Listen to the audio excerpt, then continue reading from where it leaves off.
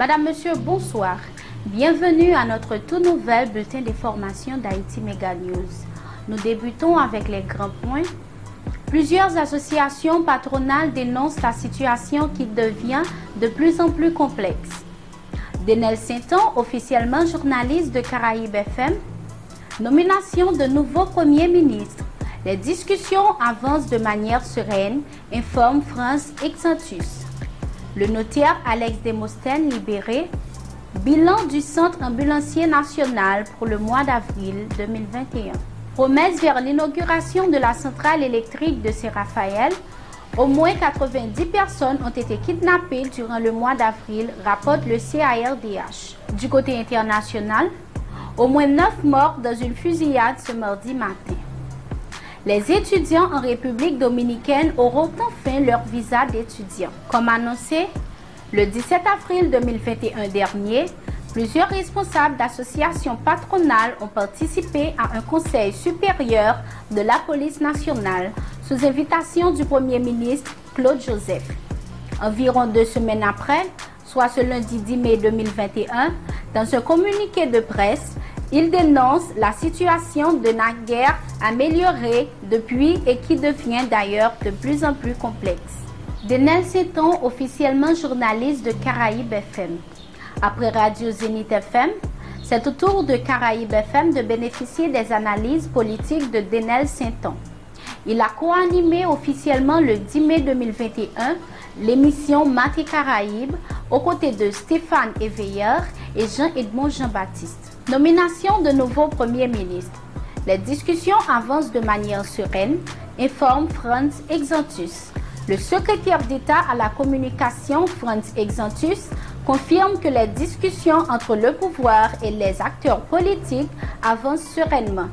En vue de doter le pays de nouveau Premier ministre, le prochain gouvernement aura à plancher sur différents chantiers, dont le référendum du 27 juin et les élections en septembre, affirme France Excentus. Le Premier ministre Claude Joseph, nommé à I le 14 avril dernier, arrive au terme de mandat de 30 jours. Il ne lui reste en principe que 3 jours à la primature.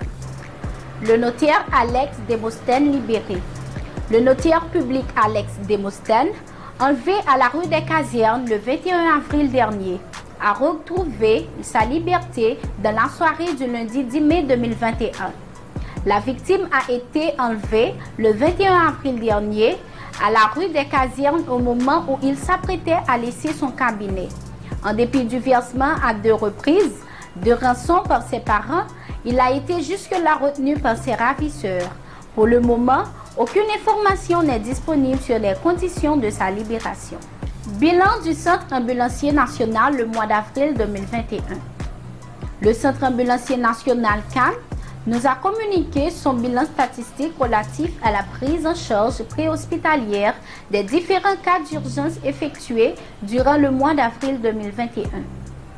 Sur les 1111 cas pris en charge par le CAN en mars 2021, moins 2,88% par rapport au mois précédent, 26% étaient des urgences obstétricales, 15,1% des maladies chroniques, pathologiques diverses et 18% accidents de la voie publique. Ce bilan révèle que le CAN est intervenu dans 44 cas de détresse respiratoire, 168 cas de maladies chroniques, 292 urgences obstétricales, 103 transports, références et examens de laboratoire, 210 affections diverses, malaise, diarrhée, fièvre, anémie, douleur abdominale. Promesse vers l'inauguration de la centrale électrique de Saint-Raphaël. Afin de respecter sa promesse de campagne, d'électrifier les 151 communes du pays, le président Jovenel Moïse, accompagné de plusieurs membres du gouvernement, dont les ministres Patrice Sévère, Agriculture, de Gonzague Day, l'Intérieur, a visité très tard dans la nuit du samedi 8 mai 2021 la centrale électrique de Saint-Raphaël, conçue pour fournir 7,2 MW. Cette centrale devait être opérationnelle dans les prochains jours. Au moins 90 personnes ont été kidnappées durant le mois d'avril, rapporte le CARDH. Au moins 90 cas de kidnapping ont été recensés durant le mois d'avril selon un rapport publié par le Centre d'analyse et de recherche en droits humains, qui dénote une augmentation de plus de 300% de cette nouvelle industrie économico-criminelle florissante et facile, par rapport au mois de mars au cours duquel seulement 27 cas d'enlèvement ont été recensés.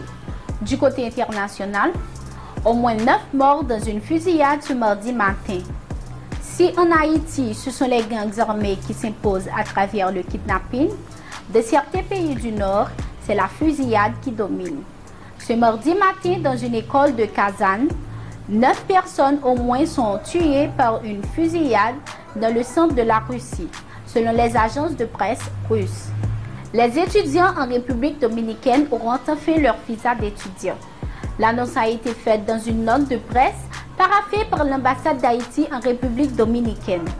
Au dire de la dite note, cette décision est le résultat d'une longue entente entre les autorités haïtiennes et celles de la République dominicaine.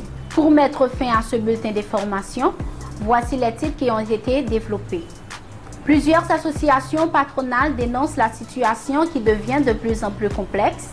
Denel Siton, officiellement journaliste de Caraïbes FM. Nomination de nouveau Premier ministre. Les discussions avancent de manière sereine, informe France Exantus. Le notaire Alex Demosthène libéré. Bilan du Centre ambulancier national pour le mois d'avril 2021. Promesse vers l'inauguration de la centrale électrique de Saint-Raphaël. Au moins 90 personnes ont été kidnappées durant le mois d'avril, rapporte le CARDH. Dans l'international, au moins 9 morts dans une fusillade ce mardi matin. Les étudiants en République dominicaine auront enfin leur visa d'étudiant.